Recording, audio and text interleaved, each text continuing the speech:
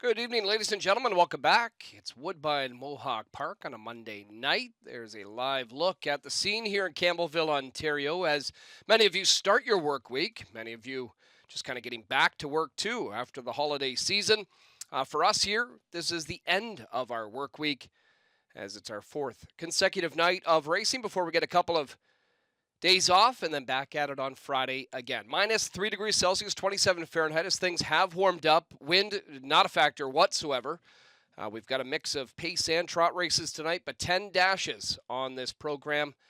The track condition is fast. The crew was out there earlier putting some new material on the surface, getting it all ready because we are anticipating some milder weather throughout the week and some challenging weather, I know, through our down days. Welcome inside the announcer's booth, everybody. Chad Rosema back to call the action. As mentioned, we've got 10 dashes here tonight with a solid wagering menu as well. Thanks for tuning in or joining us here on track. Standing by in studio, we've got a familiar face that's going to be rejoining the Hall of Famer Randy Waples for the Monday edition of Woodbine Racing Live. So we'll head down there in a moment. But first, let's get you caught up with tonight's early changes.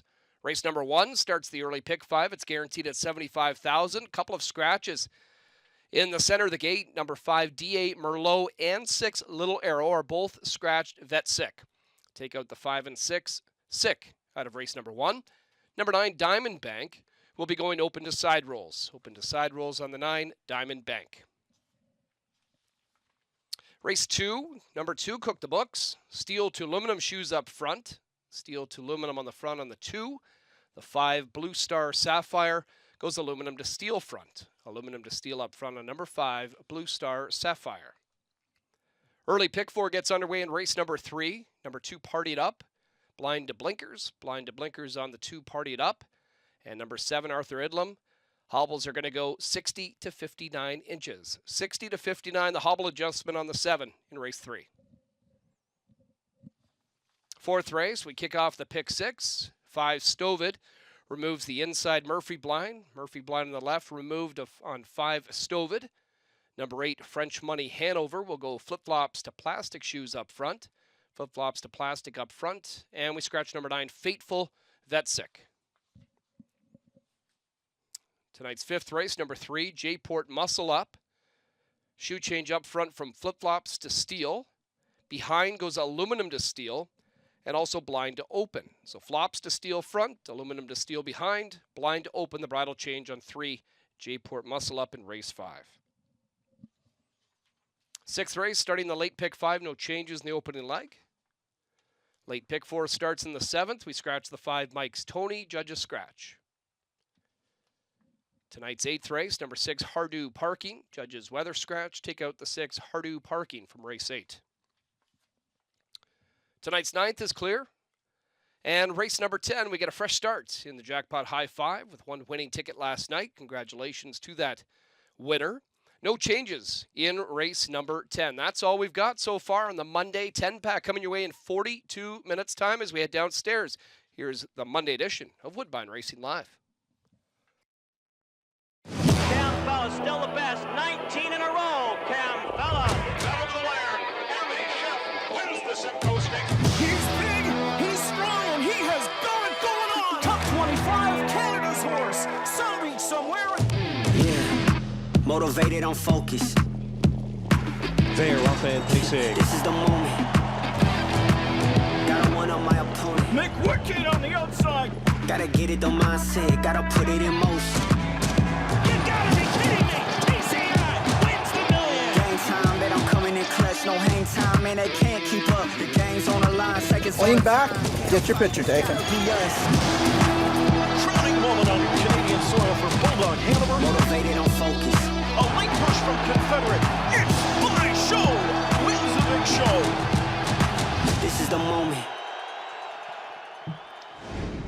Is this the first day in 2026 that you've actually known what day it was? Because it seems like between Christmas and New Year's, you're walking around the house saying, what day is it? Do I have to go to work? And that's kind of been my situation. I've been forced to be off for quite a little while, but when I got the phone call from the Hall of Famer, who said, Brady, we need you. I said, I'll be right there. And I'm looking forward to the broadcast. Welcome, everybody, to Woodbine Mohawk Park on a Monday. And at what point do we stop saying Happy New Year? Can I still say Happy New Year to my co-host, the Hall of Famer, that being Randy Waples? It's now January the 5th. I think you have about a 7-day span where you can wish Happy New Year. But after that, Randy, that's it. I think the way I always looked at it is the 1st of December till about the middle of January. That's just like a free zone. You can do whatever you want. You can eat what you want. You can do what you want, the whole deal. Because that's Christmas, and that's part of the Christmas, festive season. You can do whatever you want. But I'm the same with you. I'm totally amazed that whatever reason through the Christmas holidays, how you can completely lose track of what day it is. So true. Hey, every day it's like, what day is today? You know, how can it be that way, you know? And I was talking with some friends that have kids, and they were just saying, you have no idea how happy I am that school's back because I get the kids out of the house. Now, speaking of school and stuff like that, the one thing that I love about this sport is you never stop learning. Like, we're always learning new things. How have you had to adjust your handicapping with the stale date situation? Because we've had a bunch of cancellations, and I'm looking at some of these races. Some horses haven't raced since December 11th, December 15th, and stuff like that. Do you look at individual trainers and how you think they're capable of having horses off of layoffs, or do you think we overlook it to some extent? That's a long question, and I'm going to try to answer as best as I can. The way I'm looking at it right now is that I'm trying to go with the horses that have the better dates. Okay. Normally, it doesn't bother me certain stables if they come in with a bit of a stale date. Right. It works. But since the last 2 or 3 weeks, we've had some bad weather. Yeah. So even the training centers, the tracks aren't A1 for training horses. It's, you can get them jogged, you can get them moved. You can't get really any speed out of them that way. I'm not 100% sure about first line. I'm talking more classy lane, and that's usually the quicker track. So right now, myself, I've kind of more or less adjusted it to that. If it comes down to one that has a bit of a stale date, one that I like that has a really good date, I'll go with the good date. Right now, I mean, maybe a week or two, if we get some warm weather and some of this snow and ice melts, then, we can kind of go back to the stale date isn't that big of a deal. But my idea of a stale date and your idea of a stale date on your side is completely different. My idea of a stale date is probably anywhere between 2 to 3 weeks. That's like a tight horse for you. Yeah, that's normal. When it comes to, he's coming back on a good rotation. That's right. That's right. Now, last night I was flipping between the harness racing, the football game, and the World Juniors. The World Juniors didn't go so great. The football game was fantastic. And as per usual, Randy gave us some good-looking winners on yesterday's program, and we'll go back and take a look at what did take place. The one thing that never changes is Travis Cullen. This guy works so hard. He had a good night at the office, obviously. The fastest mile of the night went to Highland Beach Lover. How about White Tiger? This guy's got so much backclass. How did he go off at 56-1 last night, Randy? He hasn't raced in a long time. In first start for Pam Forgey, there was a big shoe change that came in on him. She made a bunch of equipment changes on him. And then he goes out there and reverts right back to that $600,000 put away lifetime. I think that was the killer right there, Jeff. You know what I mean? We should have kind of got onto him there because there was a couple of scratches of the ones that were maybe a little bit more dominant in that class. But he had an outside post, hadn't raced in a while. The lines didn't look good, But then after he wins, and then you look over at that $600,000 sitting there, you're thinking to yourself, maybe I should have given this guy a chance. Well, wasn't that the situation too, to some extent, with Hasty Bid? I guess he had missed a little bit of time too, right? He comes up on the preferred and is able to pull off a win. I was looking up his lines last night, and he's closing in on $900,000, this horse. And what a thrill. I mean, obviously, it's a bit of a family connection as well, but what'd you make of the mile last night from Hasty Bid? I thought it was good. I like the fact that, Paige McDonald, his trainer, is sticking with James. I think that's it's a really kind of gives you a bit of a romantic kind of a feeling that, she hasn't fired him yet. But I've said before, stale date or not, like if he can get any kind of a decent kind of a mile, and I don't mean a fast mile, I mean just something just to kind of blow him out a little bit. He has got such ability, this guy, because he can get himself into a perfect spot, and then coming off of a horse's back, boy, oh boy, this guy can stoke it. I wouldn't be surprised one day if if he came in on a real good day, the track was good, the weather was good, and they happened to come a last quarter in 26 seconds, I say he could come 25 and 4. Like, he's incredible coming off of a horse's helmet, and James knows it. I wasn't sure he was getting up yesterday. I wasn't sure. But I don't think he ever gets nervous with him. Yeah. I really don't. Yeah. I think that James looks at it, if he's within 3 or 4 lengths at the head of the lane, and if he can get air, he can beat them. I really, truly believe that. I would like to talk to James, maybe get a couple cocktails into him and say, more pressure or less pressure driving for the wife? Yeah. I bet you there's sometimes there that it's very, very, it works out real good. And other times, maybe not so good. Jackpot High 5, obviously a very popular wager for us here at Woodbine Entertainment. And it was a simple box. That's what it was. It was a box of 6 horses. Now, it cost you a pretty penny, $144, but the payout was $27,269 and change. This is one of these situations, Randy, where to me, if I'm playing this ticket, I've had a really good night. Yeah. And coming up to race time, I'm like, nah. And that's just a case Take of a what? shot. You liking those horses only? Yeah. I'll box these 6, and hopefully it comes in the right way, and I'm able to cash. But, usually we see a little bit more creativity when it comes to putting together a ticket. Right. But I think in this case, whoever the This is group just to was or kick the one door person, down. I'm just boxing 6 horses and let's see what happens. Yeah. And they hit. This is it. They hit. Yeah, and a nice number to boot. Yeah, no, that nice was way to great. start your new year. Yeah, it is. Imagine that, right? The temperature tonight, just glorious conditions for racing. I had to shovel the driveway this morning, but a lot of it's melted, as a matter of fact. And it's going to get quite warm coming up on the weekend. We'll have more on that coming up a little bit later on. Let's take a look at some stats and standings.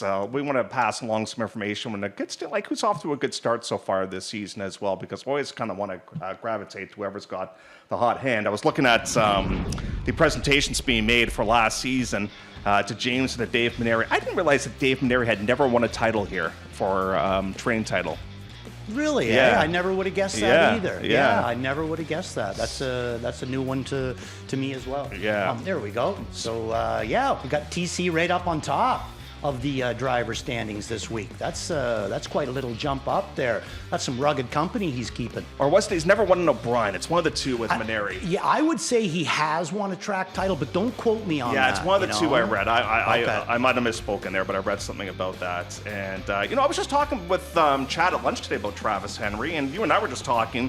There's some guys that have kind of made it in now, like Travis Henry, Daryl Thiessen's kind of in the mix of things as well. JR's in here in the mix of things too. So, we're going to get the McNairs, the McDonalds, and the Waz. But wasn't it around this time too last year that Billy Davis came up and had a lot of success too, And still doing good. And still doing very. So this is kind of the time of the year where you want to make an impact. Yeah, I think so. I think this is the way I always looked at it is this is when you want to be here as much as possible and just try to get that good start going, and then hopefully it carries right through the year, Yeah.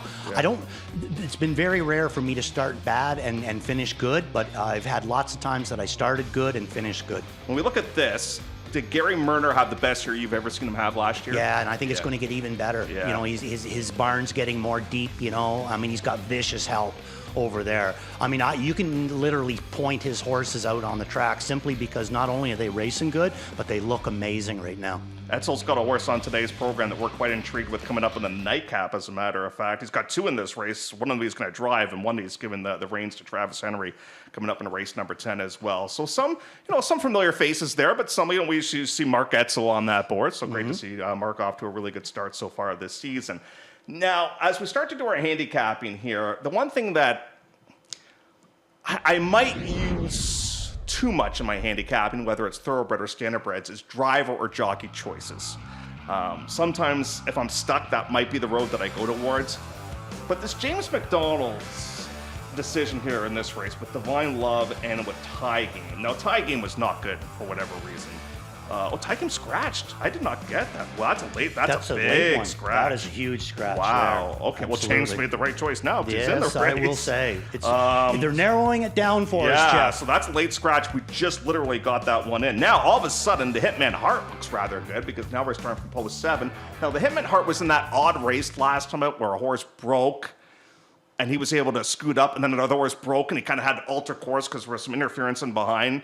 But now all of a sudden, with post 7, looks kind of good in this race. Yeah, and he's been gradually getting better. He's a 4-year-old, you know what I mean, right now. So, I mean, you know, you can kind of take off the training wheels. He's ready to, you know, be raced like a big boy, and 10-hole or not. And the other thing is this horse showed a lot of talent when he was a young horse. Then he took a lot of time off. You can see that. He's 4 now, made 1 start as a 3-year-old. So his 3-year-old year was basically a write-off, and a lot of his 2-year-old year was basically a write-off too. But like I said, when he first came out, there was some singles, there was some talent there, big time talent there. So at some point, he's going to be ready to come up with a big effort. Now he's getting closer and closer. Last week he trotted home in 29-1. That's a good indication too. But sometimes when a horse has had that much time off, and then they come up with a big effort like he did, you know, in that last start. He'd gone from 2-1 qualifier, 2-4 qualifier to 2 minutes. Sometimes there'll be a little bit of a bounce. I don't know that. Now, I'm not saying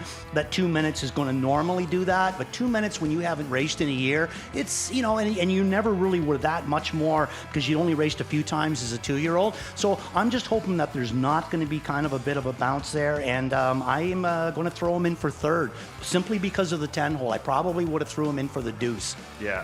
Now you've gone towards Diamond Bank. Is it the equipment change you like? Is the fact the trip was so bad last week? I mean, what led you to go in this one's direction? I think on December the 8th, the number 1, December the 1st, there was a good effort there. 27-4 on the end of it. You can pretty well go up and down this page. You're going to see very few 27-4s in this class, but this one did it. This 4-year-old daughter of the bank. Then she comes back her next start, has the 8-hole, gets parked every step of the mile, but coming to the head of the lane, she's a winner. She's like second over at that point, and she is a winner. I mean, no doubt about it. And then she jumps it off.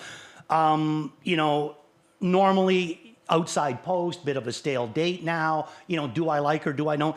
She really looked good until she made that break. I think that she can overcome that. The rest of them, to me, if resolved issues hadn't drew the inside, then maybe I would have pushed a little bit more for that. But I'm really scared with the rail. Where does this one get away, and how does it affect his trip? Where I think that Peter Core has basically told us what we're going to get with Diamond Bank. She's going to the back, and she's going to make a move on the end. And you're going to get a number. 5-1's not bad. You know, That's so right. I think you're onto a horse that's going to be a decent And price. we get a bridle change tonight, like you said, equipment-wise. Yeah, open side sides. rolls are going to be added in here. I did go towards resolved issues. I'm not sure all issues are resolved with this horse, but if we're Definitely able to mind our getting better. manners, yeah. And if the horse stays flat, and the way the horse finished up last week was fantastic. Race number 1 will kick off the program again, the late scratch of the 8th, that being tie game. Let's get to race number 2 now on the program. This is a condition claimer for fillies and mares. We're going for a purse of $11,000. Shoe changes, do you see more of them this time of the year because of the track conditions, or is it pretty much status quo all season long? I would say, you know, some people will go to aluminums because they're a little more grabbier on the ice, you know. But I would say that it's pretty well the same. They more or less stay, you know, with what they got. And a lot of guys don't like to put much grab on their horses in the wintertime. And you used to be able to get away with that. But the last couple of winters, we've had so much ice. Yeah. You know what I mean? I think that, you know, it's tough now for a horse in the last few years to race without any grab on at all. But a few years back, there was lots of horses that went through the entire winter, raced the whole winter, never once had grab on their shoes. Everybody's got a skill date in this race with the exception of Lady Wicked. I've gone towards side effects. Obviously, the horse won first time out for Maneri, but I always, and this is something that you taught me, I never worry about stale dates with Maneri. No, he's one of the ones that, you know, you can pretty well. But that being said, he is stabled at Classy Lane, and I don't know how good that track is right now. So to answer again to your question that you had earlier, I'm going to play against side effects. Okay. I think you're going with the best horse. Yep. And I'm going to put that one in for second. I had her down in that last start as Jogburger. That was it. The only comment was she absolutely Jogburgered in there. But I'm going to go to Lady Wicked in here. Now, her last 2 starts at Flamborough, both of them were good. Both of them in the non-winners of 3, which is a pretty good class over at Flamborough. You're going to get some nice horses. But let's take a look at her last start here, because that's where she made my watch list. She disappeared for 2 weeks over to Flamborough. Now she's back again. So let's take a look at Lady Wicked, her last start here for Louis Waugh, and going to be picking up another fresh face with Rito Carlton shutting down for the winter. Ryan Guy in the town. Another guy built like a driver, looks like a driver, and hopefully he starts to pick up a few here as well. So here's Louis. Now, what I'd like to show you here too as well is look where he is, and right now up front here, that's where the racing's going on. He doesn't get into the too much driving until about now. Now watch her from about this point to where the wire's going to go. She really starts to stoke it up. The rest of them are getting tired after this sprint. Look at her on the outside. There's no tired in here. She just keeps coming forward, and on the run out, she is absolutely flying up alongside of them. So Lady Wicked, a little bit of a better date. Both of them wins too. The confidence is good. I'm going to take a chance with her 8-1 morning line, but what am I getting, Jeffrey? Doubt that? What, I'm 3-1? Well, Side Effects is going to get hammered. I think, I'm thinking 4-5, even money for Side Effects. I think with Travis and Jody, that horse is going to take some money. Catch Me Gracefully. Second start, Lasix. Yeah, I think you're 5 or 6-1. Okay, yeah. Now the other one too was taking a lot of support, was Cook the Books for a few starts. But she her last start, I didn't really like her. I thought that she was kind of empty. But since then, Pam Forgy, who unleashed White Tiger last night or the night before to the tune of $113 winner, has now sent in a change on Cook the Book. She's taken the steel off front, going to go to a set of Nikes up front, a set of aluminums up front. So this shoeing change could take a horse that was making big gains on the end of it before her last couple of starts, could put her right back into that kind of a mode. And she's in a very short field here too. So I would look at Cook the Books as being a bit dangerous. Well, when we get to race number 3, we've had this discussion a lot about stale dates and non-stale dates. Well, everybody's got a stale date coming up in the 3rd, so they're all playing from a level playing field here. They all raced on December the 15th, and the exception to that rule is Arthur Idlam, who raced back on December the 7th at Flamborough. So that one's really got a stale date in here. So let's toss that out of the barn and try and do some handicapping here in this spot. Carson's Buck and Go and Boot Hill Huddy. Is it as simple as those two, or does somebody else jump off the page to you? Well, I mean, a lot of people are going to be using Carson's Buck and Go, and he finally did get the win last week there. But myself, I got him in for 3rd. I don't think that he's a horse that is going to string together multiple wins. Myself, anyway. I even with the connections that he's bringing forward, I don't really see that. But what's interesting with the other one that Jeff brought up, Boot Hill Huddy. Now this one was being trained by Daryl Thiessen, trained, driven, and owned by Daryl Thiessen. And then you look at his last start, he decides to turn the training over to Josh McKibben, a guy that he drives a lot for, good friends with, and the whole deal. Look at the way this guy races. Yeah. And guess what, Jeff? You don't even got to look at the paper on this because Randy's going to show you the replay on Boot Hill Huddy. So this is his first start with the new connections.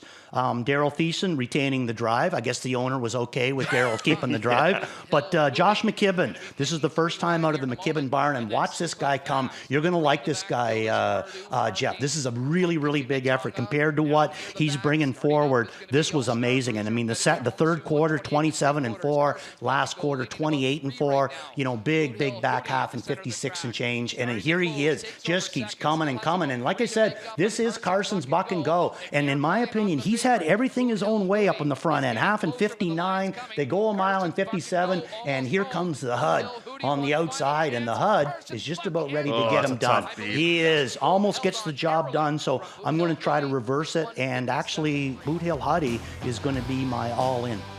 What about the fact that Carson's Buck and Go has got a little bit of a speed or pace advantage in this field and could pretty much do the same thing as last week, do you think? Absolutely. It's scary. You know, I mean, that's the whole issue with him. But if you look down on the bottom of his card, it's not that he was leaving with him when he was at Fraser Downs and that, but he was kind of holding his position. Yeah. He was only getting away by 3-4 lengths. So maybe if there's not too much speed coming out of there, maybe he might be able to hold position and stay a little closer. He gets away 2nd or 3rd, he's lethal tonight. I would have to think. Yeah. The rail, don't know if it helps him or not, but we'll keep an eye on that coming up in race number 3 on the program. You know, it's one of those things that I often speak of when doing handicapping shows, where I often say horses have to take advantage of opportunities that are given to them. And there are about 3 horses on tonight's program that I have written that down, where they have just found the right group of friends. And I wonder if that's the case here coming up in race number 4 on the program. I don't know if you're picking this horse or not, Randy. And listen, she never wins, but Stovit, to me, I mean, she's been racing really, really good. And if you want to try and beat her, probably not a bad plan because, as I said, she never wins. But Crypto Hanover's got a bit of a still date going on. At least with Stovit, the date's not too bad on December the 22nd. No, it's not bad at all. And she's actually, since they shut her down for a bit, and then they brought her back, and they've been racing her, and she's been racing much better the second time around. I think that at one point, she might have had a little bit of a problem with breathing issues. Okay. They've worked on that, and now it just seems like she's getting a lot better. She's not real keen on cutting a mile. You can see that, you know what I mean? Like she should have won that day, but she's gotten to the point now where either Dougie or Trevor, they would put her into play, and she's got good movement on the end of it. Hasn't got to the winner's circle yet.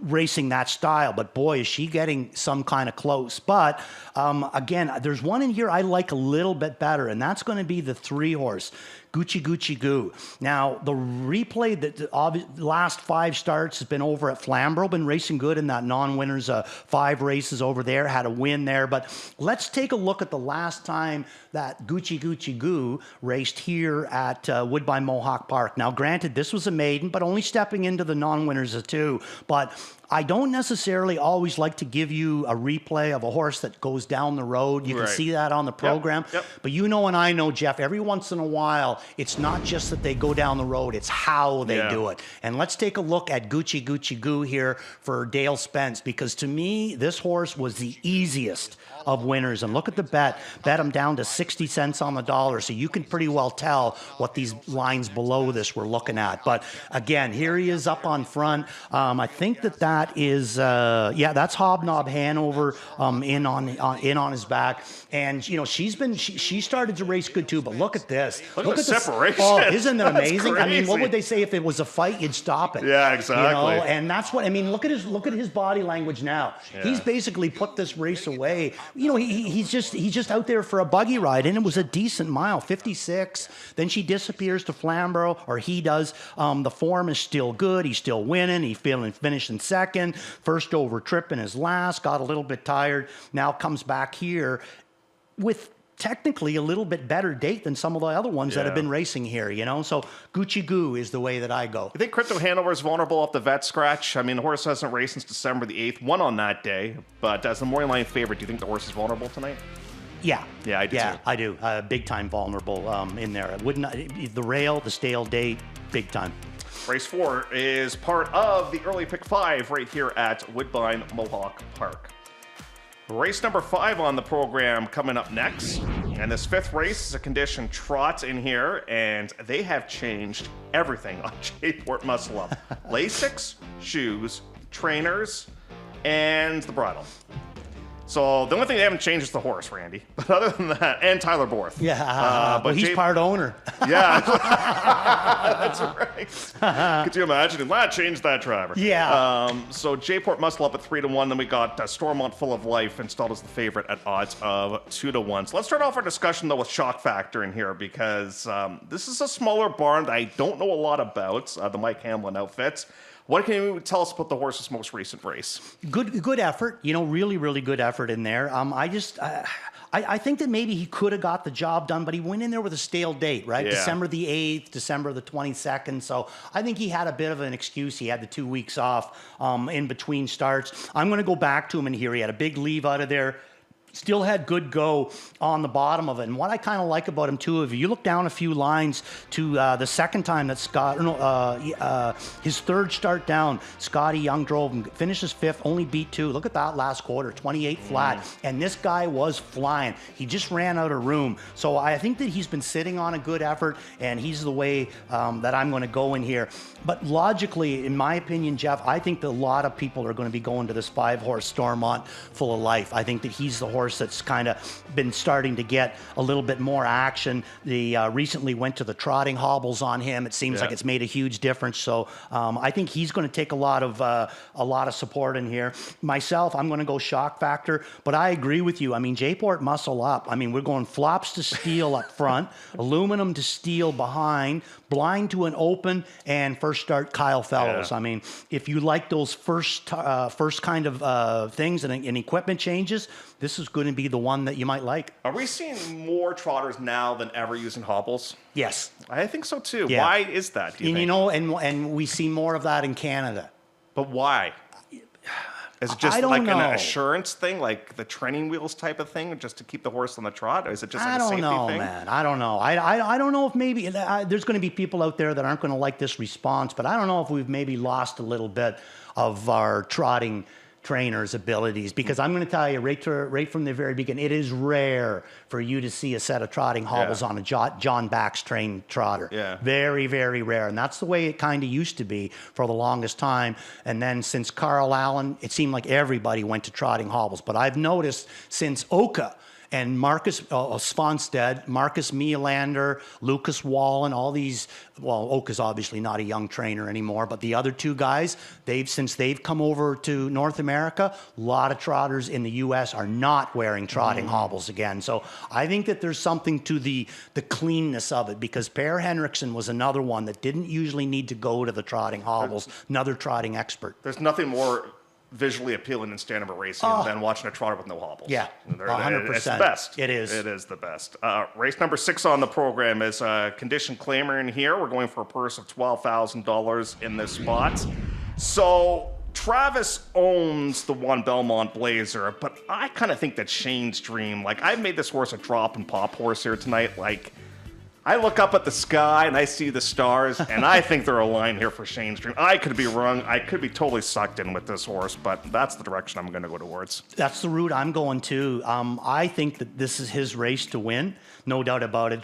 Dropping from straight 30 claimers, having to tough, you know what those tough old 30 claimers are like. Now he's dropping into a 20 conditioned race. I mean, these ones aren't even as tough as a straight 20. So he's dropping basically from a straight 30 past the straight 20 down into about a 15. So this is a big drop for him. I like him. But I will say this. I think at some point we're going to see the L symbol show up beside Shane's Dream. I think he should have finished a couple of these miles off for Travis in different ways, but it seems to me like he hesitates. But I'm going to throw him up on top because he did win, 5 down in the non-winners of 2, and he wasn't on Lasix then. So maybe I'm wrong, but only with a quarter and 30 seconds. Kind of weird that that's the win, 30 seconds. And then look at everything since then, Jeff, when he's been caught down in behind horses' backs, So I'm going to go with him, but I'm not going to put him down I don't think I got him down as a play tonight.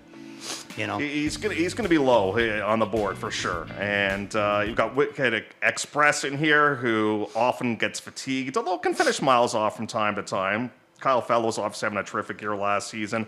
And then you have Ambitious Mind as well for the Demers outfits. We've got to keep an eye on that one for James McDonald, who will do the driving. By the way, I meant to tell you at the start of the broadcast, I visited you in the Hall of Fame on Friday. I had to put money in my HBI account. I saw your buddy Sam Pale. I saw Randy. I saluted you. And no way. All right. I made my deposit, cool. and it's gone. Yeah? Did you paint anything on No, Chris's? it's graffiti free still. There you go. There you go. You the man. Look after that for me, will you? I will.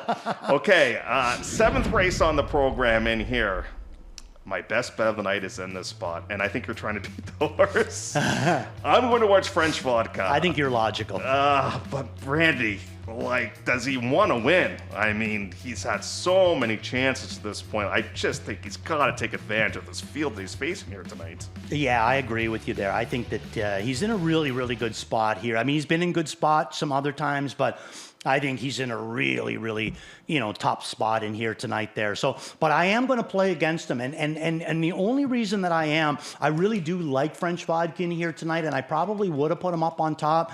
But this one horse, I mean, She is so good on the end of her miles right now. And I mean, we're not going to show you the replay, and it's a bit of a phony line. And maybe I should have sent the replay in because it's going to show her chop, chop, chop, chop by a length and a half and then win by a neck. And anybody that would look at it would think, wow, she was getting a little bit tired. She just got there. That wasn't the case. He win by a neck because he could have won by 20 if he wanted to. You know, he just had her idled right down at the end of it. There was a horse making a shock factor, was making a big move on the end of it. Didn't bother Bird. He didn't even look over into the rearview mirror. He knew what he had. So I think French Vodka's logically the one to beat in here in a real good spot, but she is just so good right now. I don't mind going back to her and taking another chance. So 1-3 for Randy, 3-7-1 for me. I'll use that Hobnob Hanover reference, that replay that Randy showed us earlier on, but albeit all the way back in November. Let's see if that one can pick up some pieces. Now, I just received word of a late scratch in the opener, so now we're down to a field of 6 to start off the program. In the opener, you can scratch number 3, Divine Love, ineligible. So scratch there. So just to recap the scratches now in the opener, 3, 5, 6, and 8 are now all out. And guess who gets the best draw of the night? That being the Hitman Hart gets beautiful post position number 6. Were you a fan of Bret Hart? Oh. Yeah, the Hitman. With the sunglasses. Yeah. The whole Hart Foundation. There's a great documentary Isn't on it? him talking about what happened in Montreal. Yeah, that's a good one, isn't it? Oh, it's awesome. Yeah, If you're a wrestling fan, it's worth the watch. For sure. It's worth the watch, yeah. Race number... The meeting between him and Vince didn't go good. No, it did not go well. It's like Randy... Spoiler alert. It's like when Randy goes to HR here at Woodbine. Yes, it does not go not well. good. Spoiler alert. A field of 6 here for race number 8 as we scratch the number 6, that being Hard Do Parking. Buying Arts at odds of 2-1. Can Gary Murner keep the roll going? So I imagine that Louis is going to be taking some time off over the winter time. Probably Dougie, probably James as well. So they tend to take some time off. And they get so busy in the summer, you know, between the schooling horses, training horses for people in the morning, going with them, flying all over, North America and that. So, I think that, they need that 2 or 3 weeks or even a month in the wintertime. And they put themselves in positions where they can take some time exactly. off. So, where are you going in race number 8? I'm going to go Abiding Art. Same. I think that, easily a double-up possibility. Raced real good the first start for Murner, but just in a bad spot.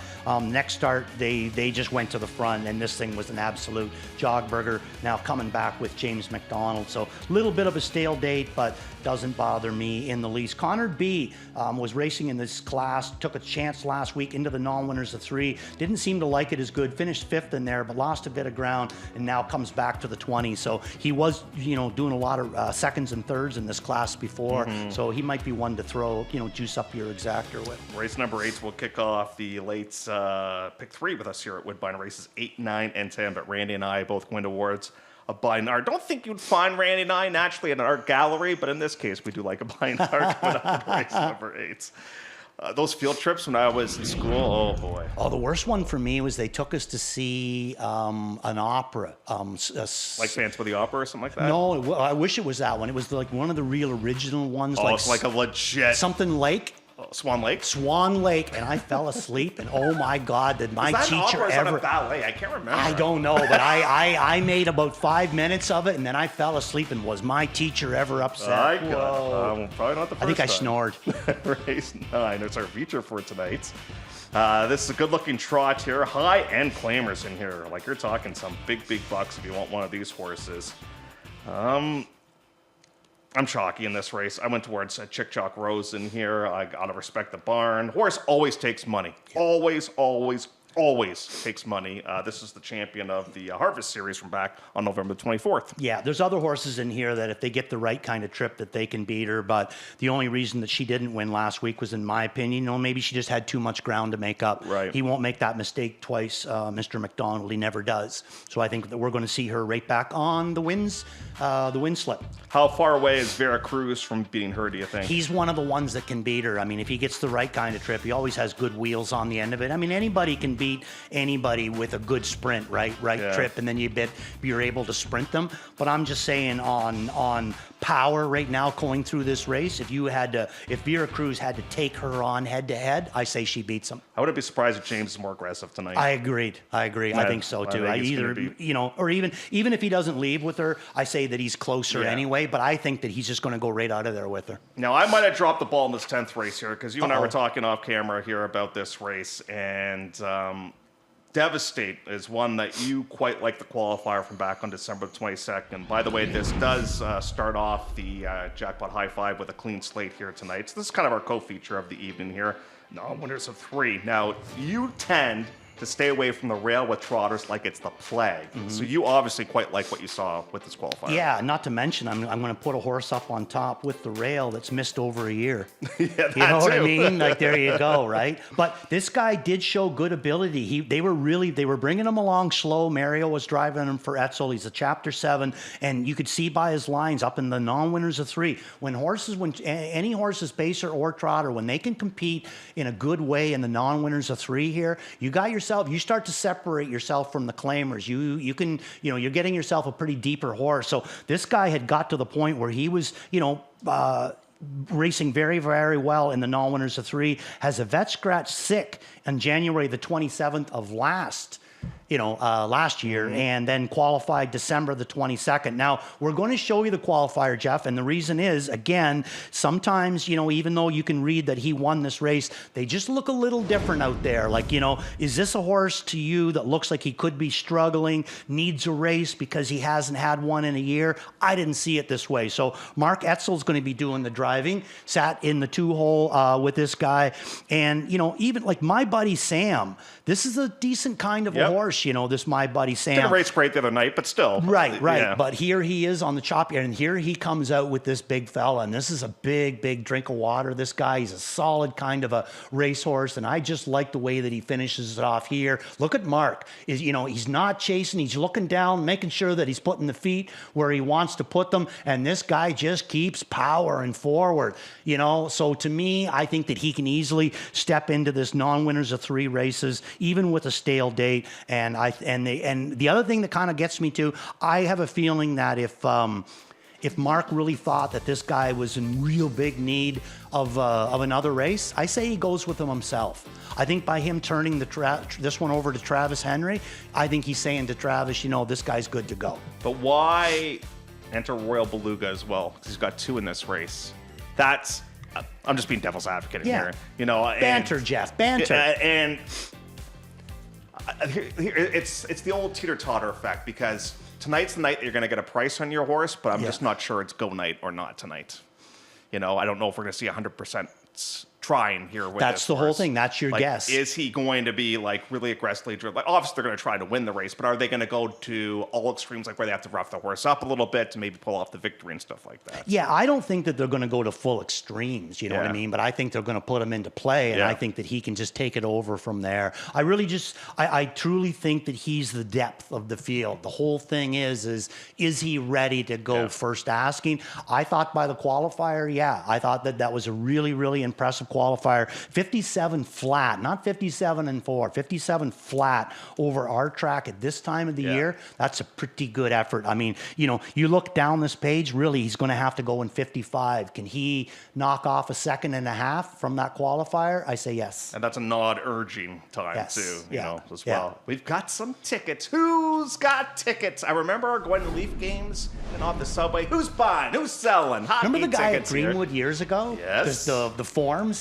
Oh yeah. After the races, where you could hear him all the way to all the way down to Yonge Street almost. That big voice of his. All right, Randy. Here's a look at your early pick 5. Your key shows up in race number 3. That being a Booth Hill Hootie. Okay, so we're going to start it off, 1 and 9 in here. Resolved issues down to Diamond Bank. Probably should have threw the Hitman hard in here. Now with all these scratches down to a field of 6. In race number 2, 1, 4, and 6 is the way that I'm going to go. I think it's pretty well covered there. Single, like Jeff said, in race 3, Boot Hill Huddy. 3 and 6 in race number 4, Gucci Gucci Goo. And My Way for Pat Houdon. I think that one could come up with a big one. And What's the cost of the ticket, Jason? $60. $60? Nah, leave it the way that it is. I'll roll the dice. But if anybody is looking to play that out there and you wanted to throw the 10 in race number 1, I don't think it's a bad idea. I'm just going to maybe take a wait and see on it. And then in race number 5, like I said, you can see all the numbers. A little tougher bunch in there for me. And you know what, Randy? Had I known about all these scratches, obviously the tie game reference came in during the pregame show, and Headline Love came in during the deeper. I would have tossed in the 10 in the first race as well. And maybe your horse as well, because this ticket's nothing. I mean, $18, right? I'm trying to do a John Rallis ticket, where I hit one good for like $4. Yeah, there you go. Yeah, exactly. Speaking of, no, don't add it. I lie. We'll go with it. Speaking of Rallis, if he's watching, John, I'm so sorry about your Baltimore Ravens. What a way to lose last night. Oh my gosh. Kickers, Randy, they'll drive you to drink. Oh, poor guy. Yeah. And he even wore the jersey to work last night. I know I did. Okay, you're buying the 6th, and then you're 2 deep, and then key. I like it, Randy. Oh, yes. The 6 is going to be a freebie there. That, to me, is a really tough race, you know. I mean, I love Shane's Dream, but I just don't know if he's going to put his nose out in front. Then in race 7, I think it's a bit logical. Stonebridge Queen, French Vodka, the one you like, the one I like. Race 8, Abiding Art, I think Jogburger. Race 9, Chick Chock Rose, I think Jogburger. And race number 10 is going to be a tough one to Devastate. I think he's the best horse. It's just a matter of what they're going to do with him tonight. So my ticket's a little bit different, but $12 ticket. I've got Belmont Blazer and Shane's Dream. I used both Cullen's horses there. I'm all in on French Vodka. I'm all in on Abiding Arts, and then I've got a little bit of coverage. And you have talked me into the 1. I probably should have put the 1 in there in the last race there. I only used the 2, 3, and the 4. Oh, you got lots of room, Dad. I do. Yeah, I do. yeah. You know what? You know what we should do? You and I. We should do. We'll come up with something. We'll do like because Elise and I do this. We'll do it's like a combined ticket where you and I kind of do it on the fly almost. Absolutely, and we'll put I it love together. that. Because then I find after doing the show, like you kind of talk me onto some horses, I might talk you onto some horses. Yeah. So we'll try and figure out a sequence to do. Yeah, that where we can both land on. Yeah. Sounds good to me. Yeah, so we'll do that. Plays of the night. Let's take a look at those, and we'll let the Hall of Famer that lead off in this one, and his first play of the night is going to we can just come call it the brat ticket, because there's been many times in my life growing up around the racetrack, I was called a brat. Okay, so here we go, plays of the night, and then we're going to start off in race number 1, and that's going to be Diamond Bank on the John Rallis rule. Diamond Bank going to be my top pick in race number 1. Beat the favorite, Lady Wicked, in race number 2. All in, Boot Hill Huddy in race number 3. Waples Watch, Gucci Goo in race number 4. Jeffrey, my top plays, 1, 2, 3, 4. Wow, you're going to be done early tonight. This is it. You're going to have to take over from then on out. You're on your own. My multi-leg single comes up in race number 2. This horse is going to be 4 to 5, 3 to 5, this being Side Effects. And the 5th, I got J-Port Muscle Up. That's going to be one that I'm going to keep a keen eye on. My drop and pop is going to be Shane's Dream, and my best bet of the night is going to be French Vodka. You got a nice little pick 3 going there yourself, 5, 6, and 7. There we go. Kevin Ploucha from the DRF. He's going towards My Way. Gislain still has his thumbs up. Do you think his thumb ever gets tired? It's always up there with J-Port Muscle Up. And Garnet Barnsdale. I wonder how confident Garnet's feeling with his Bills going to Jacksonville to play the Jaguars. Oh, that's going to be a good that's game. Something, yes. Sunday night racing. Randy, I'm starting to become a bit of a fan of this, and I like it because I can watch football. I can tune in to you guys to watch on a Sunday night as well. 4 nights of standardbred racing. Here's a look at our schedule. Monday, Friday, Saturday, and Sunday. And do note that we have the new post time of 6:15. Pre-game show will be at 5:30. That is it for our pre-game show. When we come back, we will get you all set for the first, which starts off the pick 5 pool guarantee tonight at $75,000.